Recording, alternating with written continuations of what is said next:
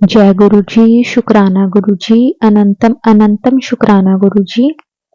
संगत जी, इस चैनल पर आपको वही सत्संग सुनने को मिलेंगे जो संगत सत्संग रिकॉर्ड करके हमें नहीं भेज सकती, जो संगत सिर्फ लिखकर हमारे साथ सत्संग को शेयर करती है। तो संगत जी, आज का सत्संग हम शुरू करते हैं। सत्संग शुरू करने से पहले हम गुरु जी का मंत्र जाप करेंगे, फिर हम सत्संग को शुरू करेंगे। ओम नमो शिवाय, शिव जी सदा सहाय। ओम नमो शिवाय, गुरु जी सदा सहाय। संगत जी, एक बार आप भी मेरे साथ गुरु जी का मंत्र जाप जरूर करें।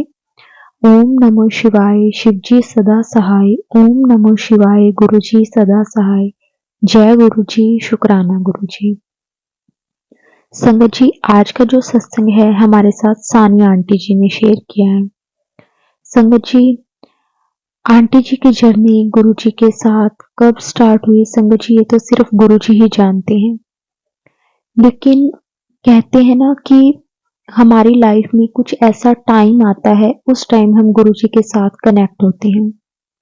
संगत जी, आंटी जी कब गुरु जी के साथ जुड़े, उससे पहले आंटी जी की लाइफ में क्या क्या फेस आए, आंटी जी पहले वो हमारे साथ शेयर करना चाहते हैं।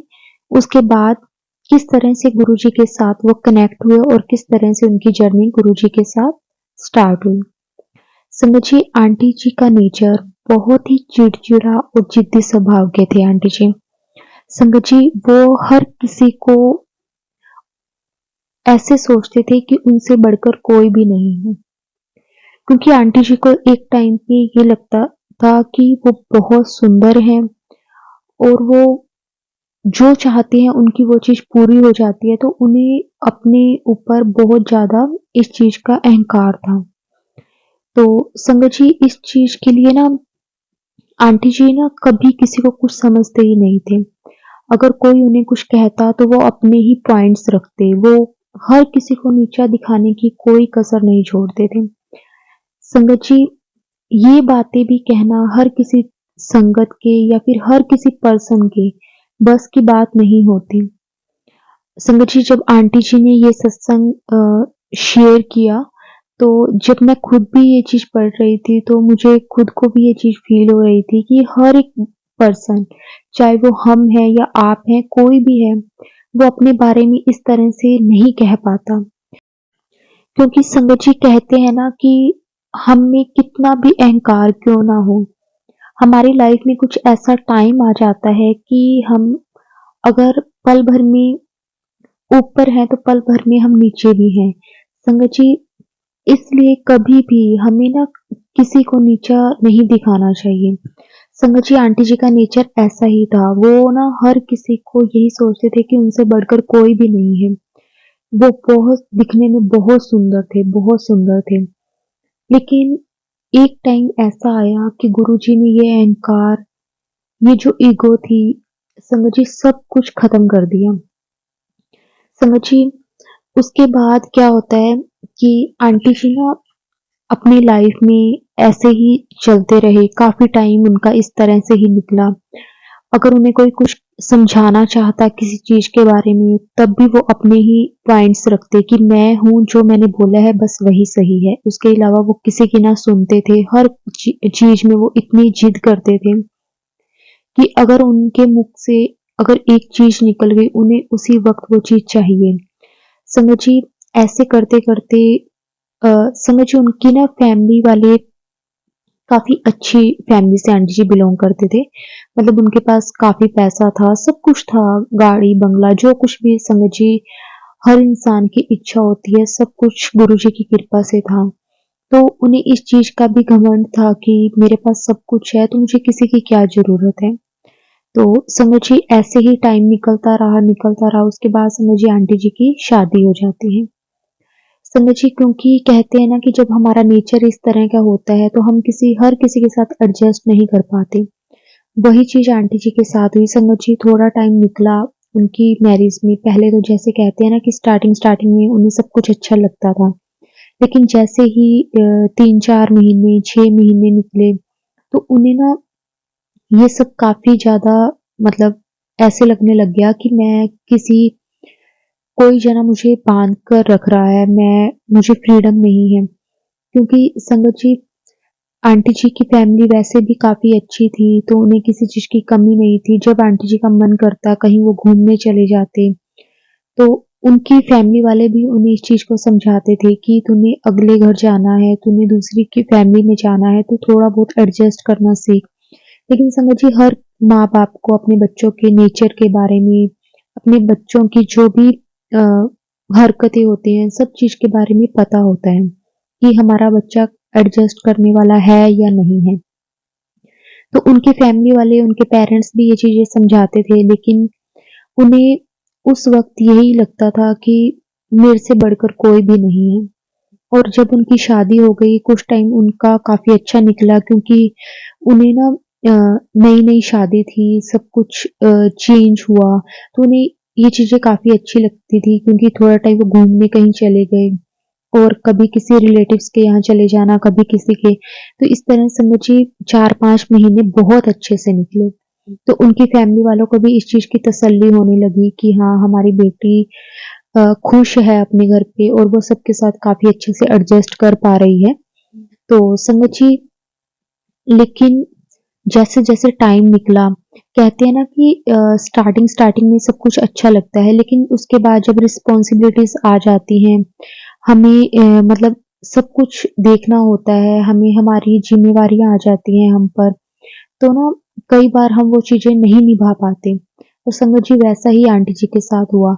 जब उन पे रिस्पॉन्सिबिलिटीज़ आने लगी, अपनी फैमिली की, अपने इन-लॉज़ की, तो संगत जी आंटी जी को ना ये चीज़ें अंदर ही अंदर मतलब खाने लगी कि मैं ऐसी नहीं हूँ, मैं बहुत मतलब अपने आप में रहने वाली हूँ, मैं किसी की रिस्पॉन्सिबिलिटीज़ नहीं ले सकती। मैं जब मेरा मन करेगा तब मैंने उठना है, जब जो चीज़ मेरा मन करेगा वो मैंने पहनना है।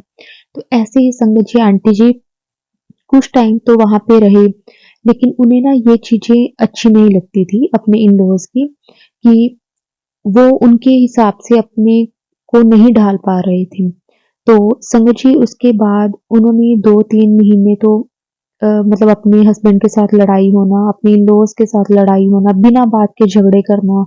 अगर उनकी फैमिली में किसी ने आना, अगर उनकी मदर इन लॉ ने उन्हें कुछ कह देना कि आज वो आएँगे तो आप ये बना लेना, तो आंटी जी ने छोटी-छोटी बात पर लड़ाई करने लग जाना कि ये मेरा काम नहीं है, आप जो मेड हैं उनसे करवाओ। मतलब वो हर चीज़ में ना ये देखते थे कि वो अपनी रिस्पॉन्सिबिलिटीज़ लेना ही नहीं चाहते थे। तो संगत जी आंटी जी के इन-लॉज़ फैमिली ने भी थोड़ा टाइम देखा कि हाँ, नहीं ये एडजस्ट कर पा रहे, तो उन्होंने फिर ये सोचा कि चलो अगर वो हमारे साथ पूरी फैमिली के साथ नहीं एडजस्ट कर पा रहे, तो वो और उनके हस्बैंड दोनों सेपरेट रहने लग जाएँगे, ताकि वो दोनों अपना अच्छे से रहें और घर में बिना बात के किसी से भी लड़ाई ना हो। तो संगत जी उनकी इन-लॉज़ फैमिली ने ये भी किया। लेकिन वो अपने उसके बाद वो अपने हस्बैंड की भी रिस्पॉन्सिबिलिटीज़ नहीं ले पा रहे थे। जब उन्होंने ऑफ़िस जाना तो आंटी जी सुबह उठकर उन्हें खाना भी नहीं दे पा रहे थे। जो कुछ भी समझिए एक लेडी की जो रिस्पॉन्सिबिलिटीज़ होती हैं, कुछ भी हो चाहे छोटी-मोटी, चाहे लाख हम समझिए कहते हैं ना कि हमारे घर में लाख वर्कर हों, लेकिन हमारी खुद की भी बहुत सारी रिस्पॉन्सिबिलिटीज़ होती हैं, चाहे वो लड़का है या चाहे वो लड़की है। लेकिन आंटी जी खुद पर कुछ भी रिस्पॉन्सिबिलिटीज़ नहीं लेना चाहती थी। उन्हें बस हर पल यही फ़ील होता था कि जब मेरा मन करे मैं उठूँ और उसके बाद जहाँ मेरा मन करे वहाँ मैं जाऊँ, जो मेरा मन करे खाने का वो मैं ऑर्डर कर दूँ, मैं खुद कुछ भी ना करूँ। तो ऐसे संगत जी कुछ टाइम फिर निकला। उनके हस्बैंड के साथ भी छोटी-छोटी बात पर लड़ाई होने लग गई कि मैं ऐसा नहीं कर सकती। तो संगत जी क्योंकि चाहे वो हमारी फैमिली कितनी भी लाख अच्छी हो, लेकिन समझ कहते हैं ना कि ताली दोनों हाथों से ही बजती है। एक इंसान कितना भी अच्छा क्यों ना कर ले, अगर दूसरा इंसान वो चीज़ें समझ ही नहीं पा रहा, ना ही वो प्यार से समझ पा रहा है, ना ही वो गुस्से से समझ पा रहा है, तो समझिए वो रिश्ता कुछ टाइम के बाद अपने आप ही बिखरने लग जाता है। फिर उसके बाद समझिए चाहे हम लाख कोशिशें कर लें, वो चीज़ वैसे नहीं हो पाती। और संगत जी इसी तरह आंटी जी के साथ भी होने लगा। उनके हस्बैंड के साथ छोटी-छोटी बात पर लड़ाई हो जाना, तो उसके बाद संगत जी उनके हस्बैंड ने भी बोला कि मैं ऐसे नहीं रह पाऊँगा, क्योंकि जब मैं सारा दिन अपने काम में रहता हूँ, जब मैं घर आता हूँ तो आगे से कुछ भी नहीं, कोई आपकी रिस्पॉन्सिबिलिटीज़ नहीं है कि आपने आगे खाना भी नहीं मिलता कई बार तो, वो भी मुझे कई बार बाहर से खाना पड़ता है। तो संगत जी ये छोटी-छोटी बातों से उनके झगड़े होने स्टार्ट हो गए। तो संगत जी कहते हैं ना कि जो लड़ाई होती है ना, वो छोटी-छोटी बातों से ही होती है, जो मतलब जो बहुत बड़ी बन जाती है एक टाइम पे आके। जो बड़ी लड़ाई होती है ना संगत जी, वो तो 1 मिनट में सॉल्व हो जाती है, लेकिन जो छोटी-छोटी बातें होती हैं कि ये ना करना, वो ना करना, जब हम खुद की रिस्पॉन्सिबिलिटीज़, खुद की ज़िम्मेवारी नहीं समझते ना, तो ये होता ही है। कई बार जैसे कि ना बहुत सारे सत्संग आते हैं जहाँ अ, बहुत सारी संगत बोलती है कि हम अपने इन-लॉज़ से काफ़ी ज़्यादा परेशान हैं, लेकिन कई बार क्या होता है संगत जी, हम अपने पूरे एफर्ट्स लगा रहे हैं। हम अपनी तरफ से पूरी कोशिश कर रहे हैं उन्हें खुश करने की, लेकिन फिर भी अगर हमें प्रॉब्लम्स है ना, तो वो प्रॉब्लम्स हम कह सकते हैं कि वो जायज़ है। लेकिन कई बार क्या होता है कि हम खुद ही वो चीज़ें, खुद ही वो रिस्पॉन्सिबिलिटीज़ नहीं लेते, तो उससे बिन बात के झगड़े होते हैं। और संगत जी ऐसा ही आंटी जी के साथ हुआ। और उसके बाद संगत जी उन आंटी जी और उनके हस्बैंड ने सोचा कि हम दोनों सेपरेट हो जाते हैं, क्योंकि ऐसे हमारी पूरी लाइफ नहीं निकल सकती। तो संगत जी लेकिन इस बीच क्या होता है कि आंटी जी प्रेग्नेंट हो जाते हैं, और उसके बाद संगत जी आंटी जी का एक बेटा होता है। लेकिन जो भी वो भी पीरियड होता है आंटी जी की प्रेगनेंसी का भी संगत जी, वो भी आंटी जी हर पल मतलब लड़ना, झगड़ना इस तरह से उनका पूरा निकलता है। और उस टाइम संगत जी क्योंकि आंटी जी की कंडीशन इस तरह की होती है, तो वो वापस अपने इन-लॉज़ फैमिलीज़ में चले जाते हैं। तो उनकी मदर इन लॉ अगर कुछ भी उन्हें देते, तो आंटी जी मतलब उन्हें मना कर देते कि मैं ये नहीं खाऊँगी, मुझे तो यही चाहिए। जैसे छोटे बच्चे हर बात की जिद करते हैं, लेकिन हम उनकी एज के अकॉर्डिंग ये भी नहीं कह सकते कि वो बहुत अनमैच्योर थे, वो पूरे मैच्योर थे। लेकिन उन्होंने ना कई बार कहते हैं ना संगत जी कि हमने बहुत ज़्यादा देखा होता है अपनी लाइफ में। अ, जब हम ना खुद नहीं कमा के अपने मम्मी-पापा या अपने माँ-बाप, अपने भाई-बहन की कमाई पर जीते हैं ना, तो उस वक़्त हमें इन चीज़ों की कोई वैल्यू नहीं होती। लेकिन जब हम खुद मेहनत करते हैं, खुद कुछ करते हैं ना, तो हमें एक-एक चीज़ की कीमत पता होती है कि ये कैसे कमाया जाता है और कैसे इसे उड़ाया जाता है। तो संगत जी, आंटी जी ने ना किसी मतलब इस तरह से उनका नेचर था ना कि एक टाइम उनका अपनी लाइफ में ऐसा आया कि वो अपने नेचर से खुद ही परेशान रहने लग गए कि मैं किसी के साथ बना ही नहीं पा रही। मैं इतनी कोशिश करती हूँ कि मैं जिद ना करूँ, मैं किसी से बिन बात के ना लड़ाई झगड़ा करूँ, लेकिन उनका नेचर ही ऐसा हो गया था ना कि वो चाहकर भी खुद पे कंट्रोल नहीं कर पा रहे थे। तो संगत जी, फिर आंटी जी का बेटा हो जाता है, तो उन पे एक और रिस्पॉन्सिबिलिटी आ जाती थी। आंटी जी से पहले जो उनकी रिस्पॉन्सिबिलिटीज़ थी, वही नहीं हैंडल हो रही थी। उसके बाद उनका बेटा होता है और वो भी आंटी जी से हैंडल नहीं हो पाता, मतलब वो रिस्पॉन्सिबिलिटी उनकी भी नहीं ले पाते। लेकिन उनकी जो मदर इन लॉ थी, उनकी जो इन-लॉज़ फैमिली थी, समझिए सारे ही बहुत अच्छे नेचर के थे। ये आंटी जी खुद कहते हैं कि वो बहुत अच्छे थे, लेकिन मैं ऐसी थी। और संगत जी, वो अपनी तरफ से आंटी जी का बहुत ध्यान रखते हैं, क्योंकि उनको पता चल गया था कि इनका नेचर ही ऐसा है। तो ना फिर उन्होंने छोटी-छोटी बात को ना फ़ील करना छोड़ दिया। लेकिन कहते हैं ना संगत जी, जब हम टोकते नहीं हैं तो फिर वो दूसरा इंसान भी बहुत ज़्यादा मतलब अपनी दिखाने लग जाता है कि हाँ, इन्होंने मुझे कुछ नहीं कहना, तो मेरा जैसे मन करेगा मैं वैसे ही मैंने करना है। संगत जी, उनकी इन-लॉज़ फैमिली ने आंटी जी के साथ एडजस्ट करने की पूरी कोशिश की। मतलब उन्होंने अपनी तरफ से कोई कसर नहीं छोड़ी, लेकिन आंटी जी मतलब एडजस्ट होने की ट्राई ही नहीं कर रहे थे, क्योंकि उन्हें ना ये चीज़ हो रही थी कि मेरे मायके वाले, मेरे फादर मतलब वो सारे बहुत रिच हैं, मुझे किसी की ज़रूरत नहीं है। मतलब उन्हें वो एडजस्ट नहीं कर पा रहे थे। तो ऐसे करते-करते संगत जी काफ़ी टाइम निकला और उसके बाद जब आंटी जी का बेटा 7-8 साल का हुआ, मतलब इतना टाइम आंटी जी ने 8-9 साल अपने इन-लॉज़ फैमिली में निकाले।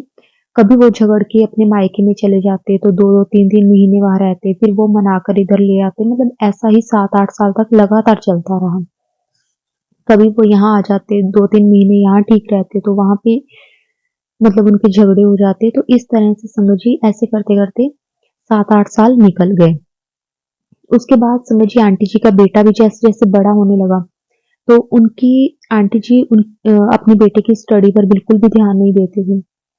मतलब अ, उनका बेटा अच्छे से अगर नहीं पढ़ता था, तो उनके स्कूल से कंप्लेंट्स आती थी कि आपका बेटा अच्छे से नहीं पढ़ रहा, तो भी आंटी जी उस चीज़ को लाइट लेते थे।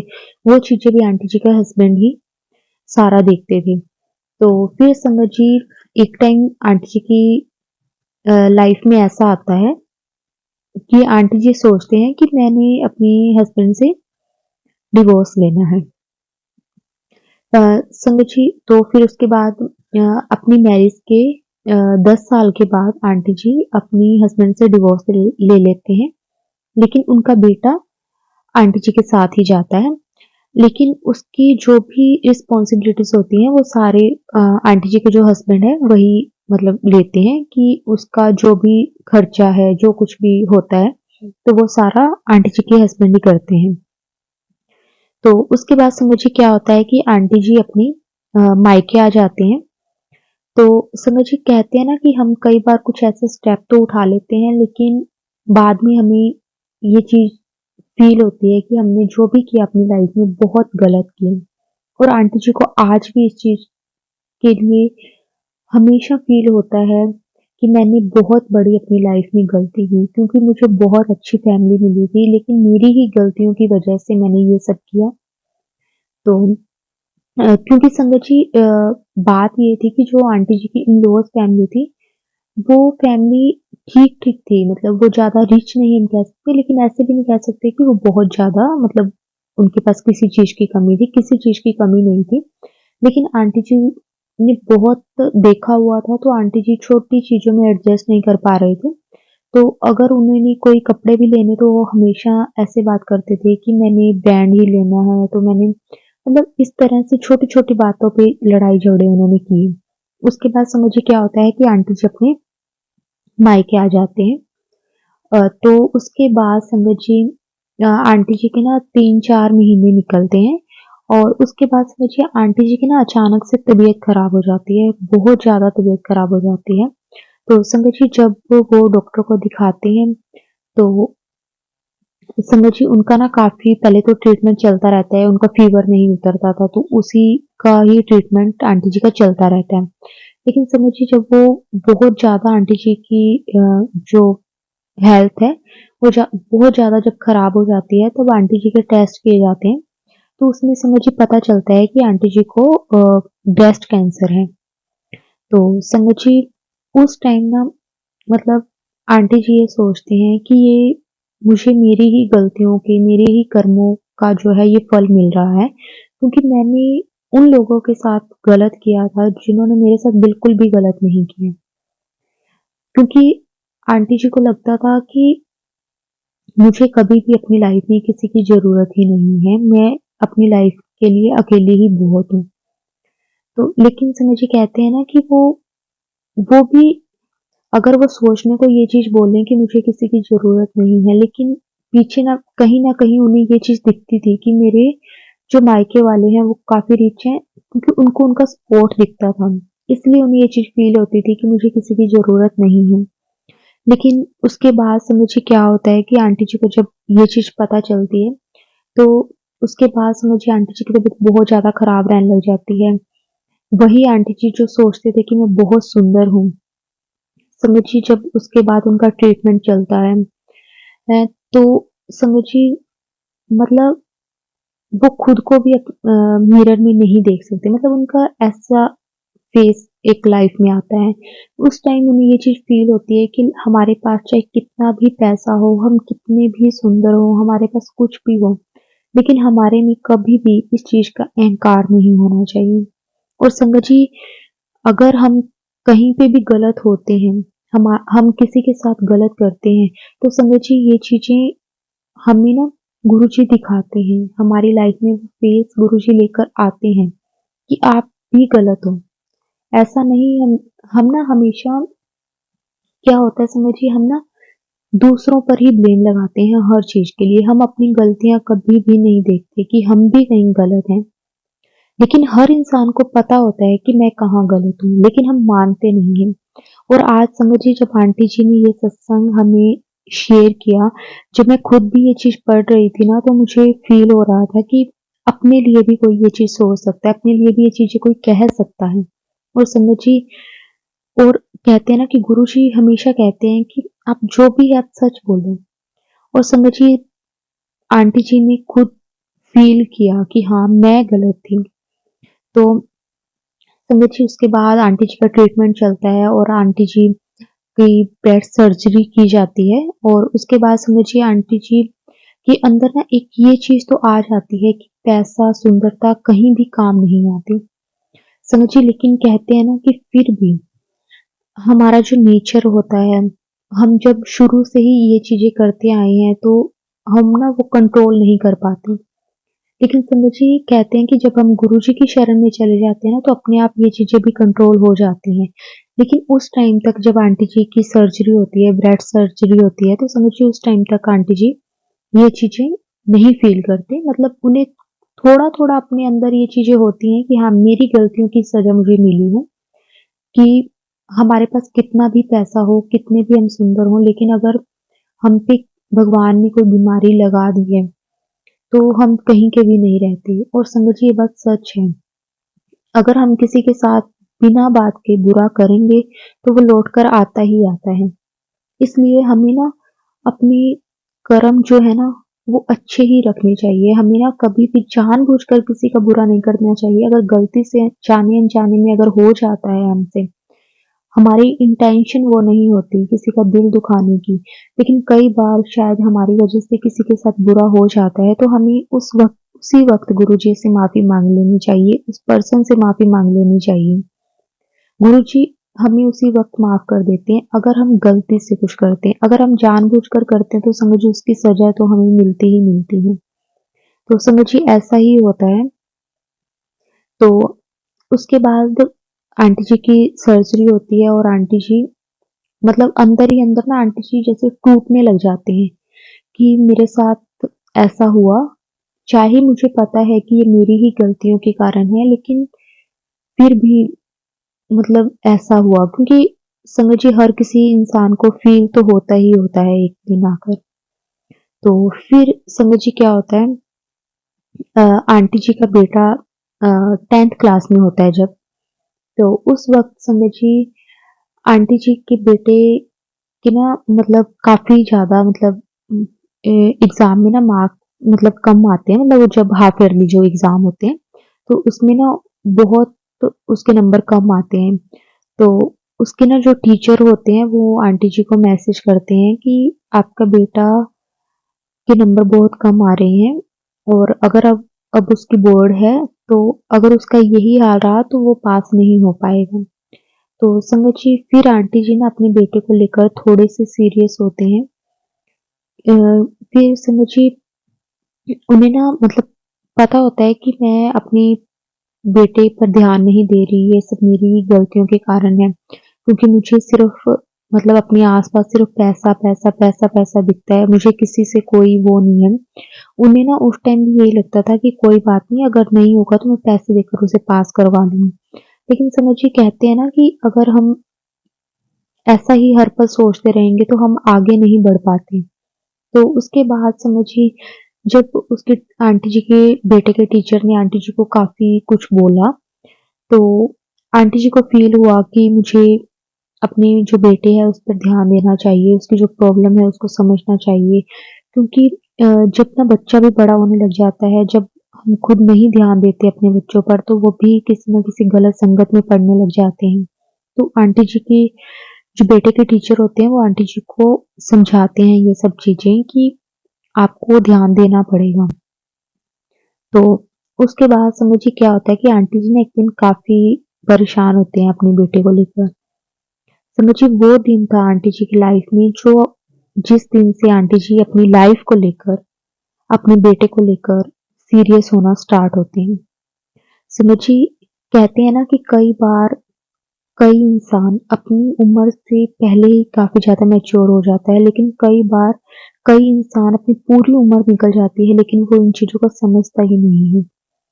तो समझिए आंटी जी उस टाइम जाकर कुछ अपने बेटे को लेकर या अपनी लाइफ को लेकर सीरियस होना स्टार्ट हुए। आंटी जी उस दिन ना काफ़ी ज़्यादा सोच रहे थे कि क्या होगा, कि अगर मैं इस पर ध्यान नहीं दूँगी तो अगर वो अच्छे नंबर से पास नहीं होगा तो क्या होगा?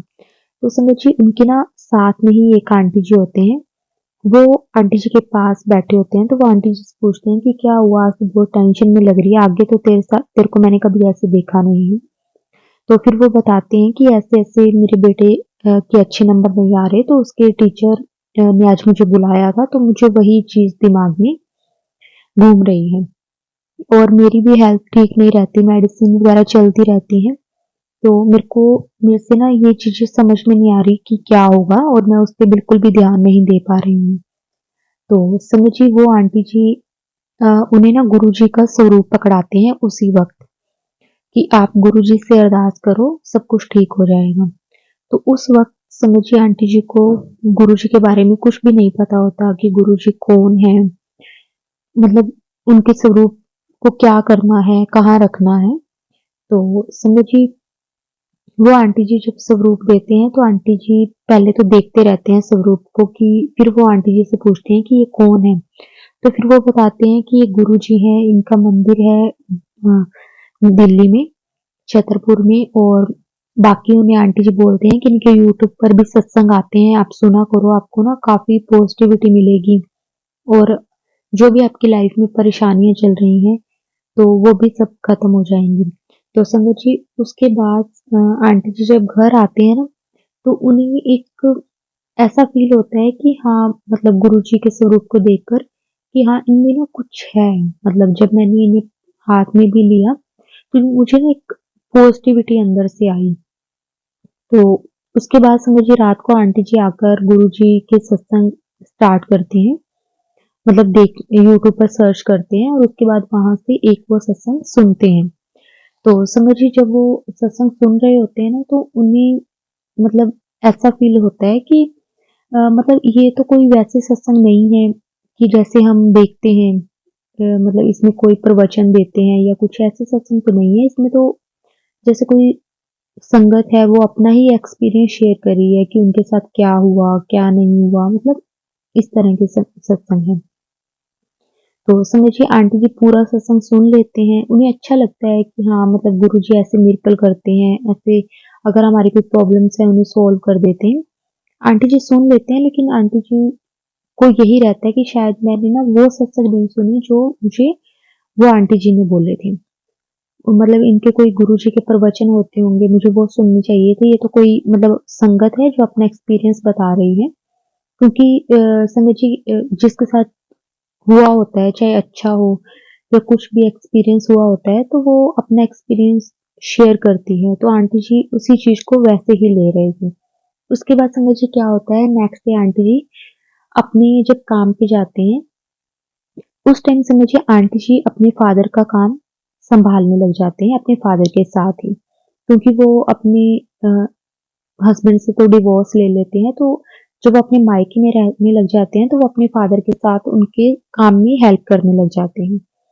तो समझिए जब वो अपने काम पे जाते हैं, तो वो आंटी जी उन्हें मिलते हैं, तो वो आंटी जी को बोलते हैं कि कल रात को मैंने गुरुजी के सत्संग सुने थे, लेकिन उसमें कुछ गुरुजी के प्रवचन वगैरह तो नहीं थे, कोई मतलब एक लेडी का मैंने सत्संग सुना था और उसमें तो ना वो अपना एक्सपीरियंस बता रहे थे कि गुरुजी ने उनके साथ ये मिरेकल किए। तो समझिए वो आंटी जी कहते हैं कि यही गुरुजी के सत्संग होते हैं। जब आप गुरुजी की महिमा की, गुरुजी की कृपा की वड्याई करते हो ना, तो यही आपके सत्संग होते हैं। तो फिर वो आंटी जी को सारा बताते हैं कि ये गुरुजी हैं, इस तरह से वो हम पे मिरेकल करते हैं और ये उनका मंत्र जाप है, मतलब जो कुछ भी गुरुजी के बारे में होता है सब कुछ वो आंटी जी बताते हैं।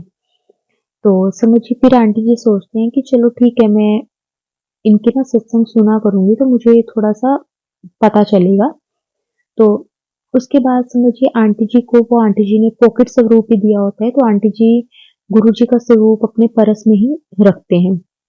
मतलब वो उन्होंने घर पे नहीं स्वरूप रखा था, अपने वॉलेट में ही, मतलब जो उनके पास पर्स होता है जो भी वो यूज़ करते थे, उसमें ही वो गुरुजी का स्वरूप रखते थे।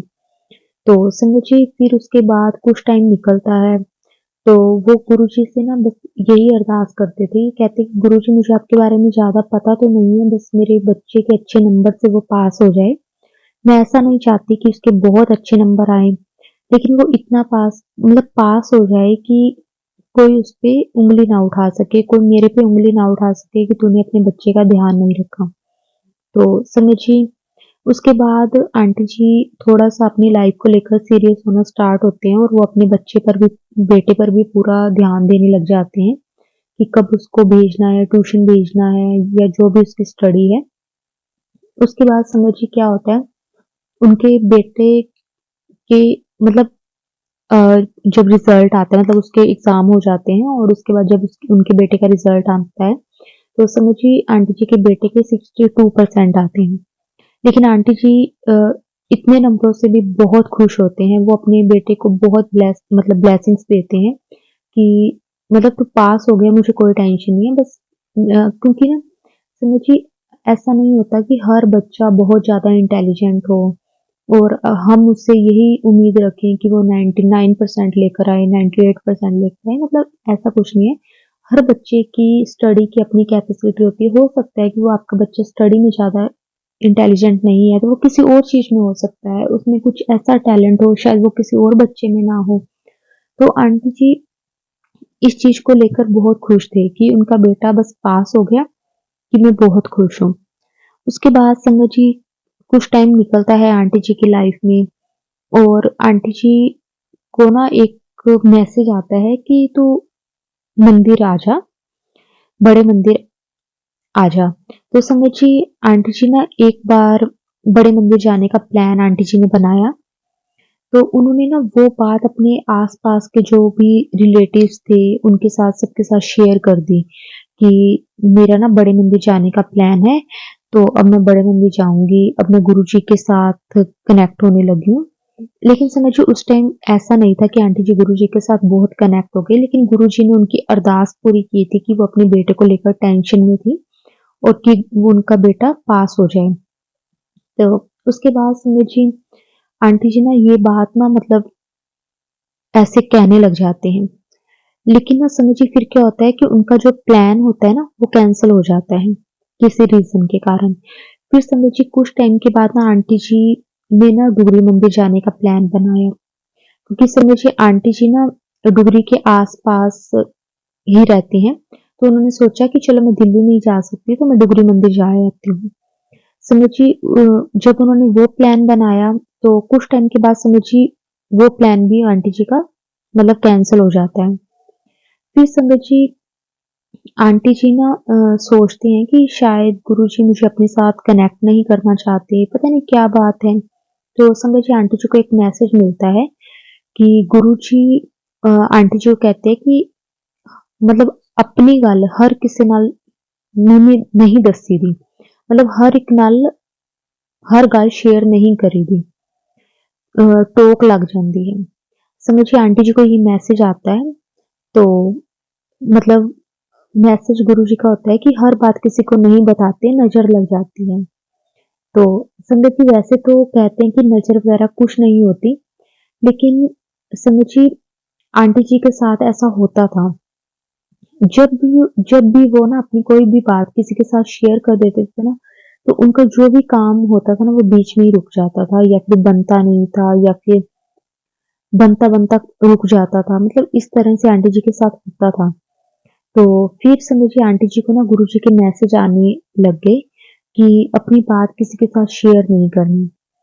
फिर संगत जी गुरुजी ने उन्हें आंसर दिया कि एक आंटी जी के साथ ना ये सेम प्रॉब्लम थी, मतलब आंटी जी किसी का सत्संग सुन रहे थे, तो सत्संग में ना गुरुजी ने उन्हें आंसर दिया कि ये सेम प्रॉब्लम किसी संगत के साथ थी। तो उन्हें गुरुजी ने बताया कि बंद मुट्ठी लख दी ते खुल जावे ता कख दी, मतलब कि हमें ना जब तक हमारा कोई काम ना बन जाए, तब तक हमें कोई भी बात किसी के साथ शेयर नहीं करनी चाहिए। मतलब हमें ना, क्योंकि ना आजकल संगत जी क्या होता है कि कोई भी किसी की तरक्की को देखकर खुश नहीं है, मतलब रुकावटें आने लग जाती हैं। तो संगत जी हो सकता है कि आज का ये जो मैसेज है वो भी किसी संगत के लिए ही हो, गुरुजी ने किसी संगत तक ये बात पहुँचानी है। तो संगत जी उसके बाद आंटी जी ट्राई करने लग गए कि वो किसी के साथ ये बातें ना शेयर करें, क्योंकि संगत जी आंटी जी का ना ये नेचर था कि उनको होता था कि मैं कुछ भी कर रही हूँ ना तो सबको पता हो कि हाँ, आज मैंने इतने का सूट लिया तो वो भी सबको पता हो, मैंने ये चीज़ ली तो वो भी सबको पता हो, अब मैं बड़े मंदिर जाऊँगी तो ये भी सबको पता हो। लेकिन गुरुजी उन्हें मैसेज देने लगे कि ऐसा नहीं करते। तो संगत जी उसके बाद मतलब आंटी जी ना किसी से कोई बात ना करें। गुरुजी ने ना उन तक ये चीज़ मैसेज पहुँचाई और आंटी जी भी ये चीज़ ट्राई करने लगी। इसके साथ-साथ समझिए आंटी जी को ना एक चीज़ और महसूस होती थी कि जब भी उनके किसी काम में रुकावट आती थी ना, तो उनके आस-पास ना बहुत नेगेटिविटी हो जाती थी। मतलब बिना किसी बात के झगड़े, क्योंकि समझिए आंटी जी का नेचर भी कुछ इस तरह का था कि ना अगर उनकी किसी चीज़ में रुकावट आ जाती थी ना, तो वो चिड़चिड़े हो जाते थे। बिना किसी बात से झगड़ने लग जाते थे।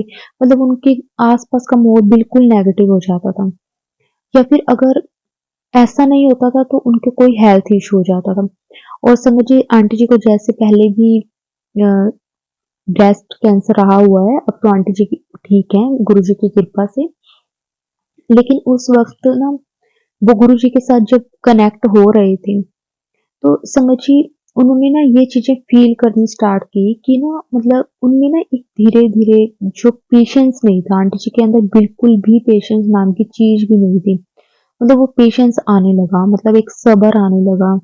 गुरुजी ना मतलब एक ना नम्रता जिसको बोलते हैं ना कि वो उनके अंदर आने लगी। जिस चीज़ के लिए ना वो हर चीज़ के लिए ऐसे पढ़ते थे कि ना मतलब मेरे को ये भी मिल जाए, मुझे ये मेरा ये वाला काम भी हो जाए, मेरा वो काम भी हो जाए। मतलब मतलब हर अगर वो उनका नहीं बनता था तो वो हर चीज़ के लिए झगड़ने लग जाना, बोलने लग जाना, मतलब चिड़चिड़ा हो जाना। लेकिन जब वो गुरुजी के साथ कनेक्ट होने लगी, जब उन्हें ये एहसास होने लगा ना कि हाँ, सच में गुरुजी हैं, कोई एक पावर है, तो समझिए उसके बाद ना आंटी जी को ना अंदर ही अंदर ये चीज़ें फ़ील होने लगी कि मैंने ना अगर नहीं कोई काम हो रहा, तो वो भी अच्छे के लिए, क्योंकि ना समझिए आंटी जी ना गुरुजी के जब भी सत्संग सुनते थे, तो ना सत्संग में आंटी जी को ना हर दिन कोई ना कोई गुरुजी मैसेज देते थे कि जैसे कई बार ना क्या होता है कि गुरुजी का हमें मैसेज आता है कि सब्र कर, हाले थोड़ा वक़्त हो रहा है, मतलब किसी चीज़ के लिए अगर हमारा कोई काम नहीं हो रहा, तो समझिए इस तरह के ना आंटी जी के पास मैसेज आते थे। तो फिर आंटी जी को ना ये चीज़ें फ़ील होने लगी कि गुरुजी खुद मतलब हमें ये चीज़ें हम तक पहुँचाते हैं, हमें ना आंसर्स देते हैं। तो उसके बाद ना आंटी जी गुरुजी के साथ जुड़ने के बाद समझिए एक बात तो है, चाहे कुछ हो या ना हो लेकिन हमें सब्र तो ज़रूर आ जाता है। मतलब होता सब कुछ है, लेकिन हमारे कर्मों के हिसाब से, हमारे टाइम के अकॉर्डिंग, मतलब वैसे कह रही हूँ कि अगर किसी चीज़ के लिए चाहे देर हो या कुछ है, लेकिन सब्र हमें गुरुजी पूरा सिखा देते हैं कि एक पेशेंस बहुत ज़रूरी चीज़ है। विश्वास करना सिखा देते हैं कि मतलब जो गुरुजी के मैसेज आते हैं ना, हमें वो ऐसा लगता है जैसे गुरुजी ही हमें खुद कह रहे हैं वो सारी बातें। उसके बाद समझिए उनका बड़े मंदिर, डुगरी मंदिर जाना नहीं हो पाया। लेकिन आंटी जी इस बात से ना बहुत उदास हो गए थे, लेकिन एक दिन क्या होता है समझिए गुरुजी ना अपने बच्चों को उदास नहीं देख सकते। चाहे आंटी जी का नेचर ऐसा था, लेकिन गुरुजी को पता था कहीं न कहीं कि चाहे उसका नेचर आज ऐसा है, क्योंकि समझिए देखो गुरुजी ने ना आंटी जी को ना चाहे बीमारी देकर समझाया, चाहे किसी भी तरह से मतलब गुरुजी ने समझाया, लेकिन गुरुजी ने ना आंटी जी को सिखाया कि मतलब ऐसे इंसान को नहीं होना चाहिए, इंसान के अंदर अहंकार नहीं होना चाहिए। और गुरुजी के जब आंटी जी वचन भी सुनते थे तो उसमें भी गुरुजी यही कहते थे कि अगर तुसी ਵੱਡੇ मंदिर भी आंदे हो तो आपदा अहंकार ते अपनी ईगो बाहर ही छड़ के आया करो।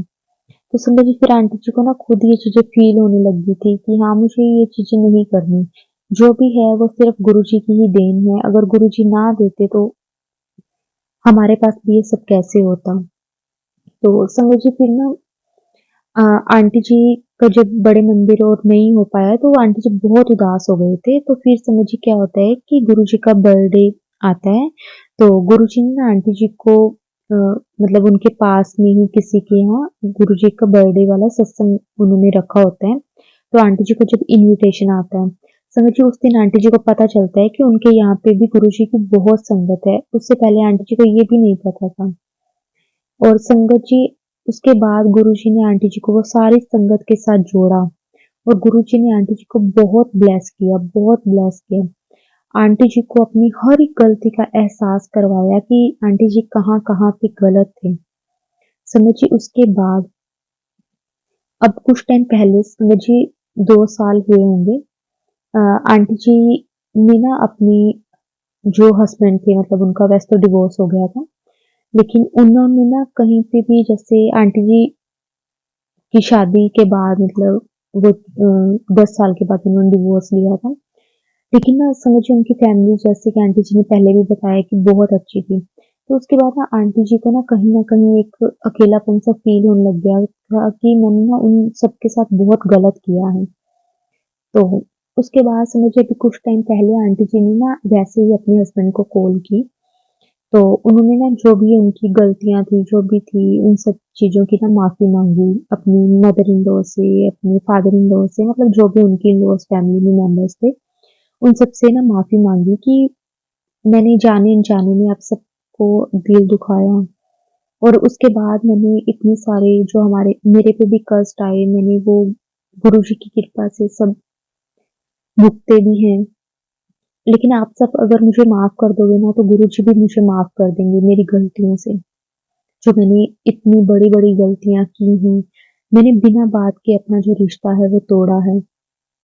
तो संगत जी आंटी जी ना अपनी इन-लॉज़ फैमिली पूरी फैमिली से माफ़ी माँगते हैं और संगत जी वो सब आंटी जी को माफ़ कर देते हैं कि ठीक है, आपने बचपने में आकर मतलब ऐसा सब कुछ किया लेकिन कोई बात नहीं।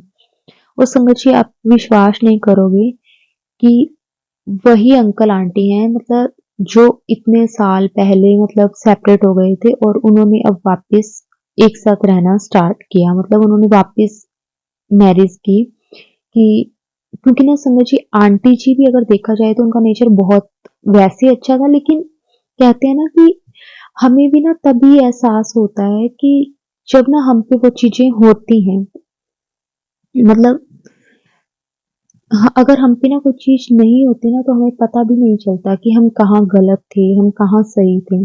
और उनकी इन-लॉज़ फैमिली में समझिए आंटी जी को वापस अपने घर लेकर गए वो समझिए वही पूरी फैमिली अब वापस से रह रही है। समझिए अब आंटी जी को 2 से 3 साल हो गए हैं। उन्हें वापस मतलब अपनी इन-लॉज़ फैमिलीज़ में गए हुए और उनके हस्बैंड की भी उन्होंने कहीं शादी नहीं की थी। और आंटी जी ने भी नहीं की थी, तो उन्होंने वापस यही प्लान किया कि हम वापस से एक साथ रहेंगे, जिससे कि हमारा जो बेटा है वो भी मतलब सही से ग्रो कर पाए क्योंकि संगत जी एक बच्चे के लिए भी माँ भी ज़रूरी हो और बाप भी ज़रूरी है, दोनों ही ज़रूरी हैं क्योंकि संगत जी फिर ना अगर एक भी पर्सन मतलब एक तो समझिए देखो होते हैं जब माँ-बाप मतलब अगर हैं हमारे पास तो दोनों ही ज़रूरी हैं। नहीं तो ना बच्चे को ना डर नहीं रहता कि मतलब उस फिर वो गलत चीज़ों में पड़ जाते हैं मतलब इस तरह से होने लग जाता है। लेकिन अगर दोनों का सपोर्ट होता है, दोनों उन्हें प्यार से रखते हैं अपने बच्चों को तो फिर बच्चा बहुत मतलब अच्छे से रहता है। तो आंटी अंकल जी ने दोनों ने यही डिसाइड किया और समझिए सिर्फ गुरुजी की ही कृपा से हो पाया। अगर गुरुजी आंटी जी को ये सब ना दिखाते, ये टाइम ना दिखाते, तो शायद संगत जी आंटी जी को ये चीजें फील ही नहीं हो पाती कि लाइफ में पैसा सुंदर होना या पैसा होना, गाड़ी होना, बड़ा घर होना, ब्रांडेड कपड़े होना, ये सब कुछ जरूरी नहीं है, लेकिन आपस में प्यार होना बहुत जरूरी है। संगत जी कहते हैं ना कि जो जिस इंसान के पास चाहे छोटा घर हो, 2 टाइम की खाने को रोटी हो, पहनने को 2 सूट हो, लेकिन उसके अंदर से शांति है, उसे प्यार है आपस में पूरी फैमिली में, तब भी वो बहुत खुश रहते हैं। लेकिन जिसके पास सब कुछ है, लेकिन उसे अंदर से ही शांति नहीं है, अंदर से उनके प्यार नहीं है, तो समझिए ये सब चीजें किस काम की हैं। और गुरुजी हमें ये चीजें सिखाते हैं, हमें इन चीजों का एहसास करवाते हैं कि ये जो आप जो दुनियावी चीजों के पीछे पड़े रहते हो ना, ये सब जरूरी नहीं है। हमें ना आपस में एक दूसरे के साथ ना बात करनी चाहिए, अगर हमारी जो भी प्रॉब्लम्स हैं हमें एक दूसरे से शेयर करनी चाहिए, ना कि बिना बात के लड़ाई झगड़े करके सिर्फ अपने ईगो में रहना, अपने अहंकार में रहना। एक इंसान दूसरे को नीचा दिखाने में लगा हुआ है, दूसरा दूसरे को दिखाने में लगा हुआ है, इससे समझिए रिश्ते नहीं बनते। पता नहीं आज के सत्संग में किसके लिए गुरुजी ने मैसेज पहुंचाया है, लेकिन गुरुजी जब अपने बच्चों को ब्लेस करते हैं ना, तो समझिए गुरुजी झोलियां भर देते हैं, और ये सब समझिए गुरुजी की मेहर से ही हो पाया है, गुरुजी की कृपा से ही हो पाया है। अगर गुरुजी ब्लेस ना करते, गुरुजी कृपा ना करते, तो समझिए आंटी जी ना ही आंटी जी का कभी नेचर चेंज होता, और ना ही आंटी जी को कभी समझ आ पाती कि हर एक पर्सन की क्या वैल्यू है। और समझिए आज आंटी जी बिल्कुल मतलब ऐसे हैं कि हर एक अपनी रिस्पॉन्सिबिलिटीज का उन्हें पता है, उन्हें मतलब हर एक चीज जो कहते हैं ना कि हमें गुरुजी सिखा देते हैं। समझिए आंटी जी नहीं, गुरुजी पर इतना विश्वास है ना, समझिए आज आंटी जी और उनकी पूरी इन-लॉज फैमिली गुरुजी को इतना मानने लगे हैं। समझिए उनका मंथ में एक बार गुरुजी का सत्संग घर में होता है, गुरुजी की इतनी ब्लेसिंग्स हैं, सब कुछ गुरुजी की कृपा से ठीक हो गया। वही इंसान होता है जो एक टाइम क्या होता है, और गुरुजी की शरण में आने के बाद गुरुजी उसे क्या कर देते हैं। शुक्राना गुरुजी आपका, अनंतम अनंतम शुक्राना गुरुजी। गुरुजी बस अगर हमारी हमसे कोई भी गलतियां हुई हैं तो हमें बख्श देना, हमें माफ कर देना। बस अपना विश्वास, जो हमारा विश्वास है ना, वो बस ऐसे ही बना के रखना, हमारा साथ देना, हमारा हाथ कभी मत छोड़ना। शुक्राना गुरुजी आपका, अनंतम अनंतम शुक्राना गुरुजी। जय गुरुजी संगत जी।